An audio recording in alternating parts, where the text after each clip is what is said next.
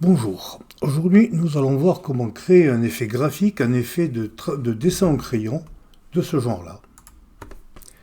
Et surtout voir après ce qu'on peut en faire, parce que bon, en soi c'est peut-être joli, mais ça ne sert pas à grand-chose. Il faut voir comment on peut s'en servir ensuite pour l'utiliser dans une photo. Alors on remet tout à plat, on repart de la photo de départ. On duplique le calque. Voilà.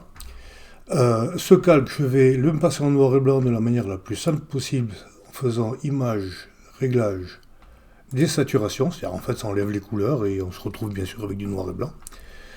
Je vais de nouveau dupliquer ce calque, comme ceci. Je vais l'inverser en faisant image, réglage, négatif ou CTRL-I comme inversé. Et je vais passer son mode de fusion en densité couleur plus. Boum, l'image a disparu, c'est pas grave, elle va revenir. On transforme ça, on le convertit en objet dynamique pour pouvoir revenir sur les réglages que je vais faire à présent. Premier de ces réglages, du flou gaussien. On rajoute du flou gaussien et bam, on récupère la photo. Enfin, on récupère un tracé plutôt. Là, on va chercher à trouver un réglage qui correspond à un effet graphique, mais comme on est dans un objet dynamique, de toute façon, on pourra revenir quand on verra sur le réglage pour le perfectionner par la suite.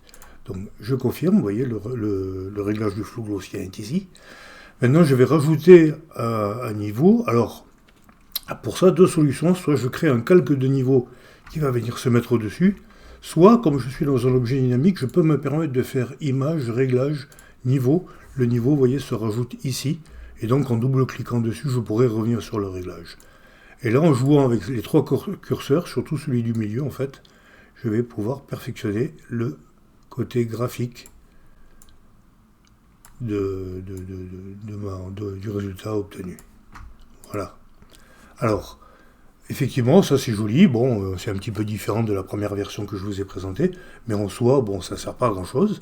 Alors, je vais regrouper les deux calques dans un groupe. Comme ceci, et ce groupe lui-même, avec toujours la photo originale en dessous, ce groupe lui-même, je vais le passer par exemple au mode luminosité, qui donne un effet un petit peu sympa, un petit peu graphique, et un que j'aime bien, moi, c'est le mode lumière tamisée. Voilà. Avant, après. Incrustation, c'est beaucoup trop fort en général, mais lumière tamisée, ça donne des résultats assez sympas, je trouve. Voilà.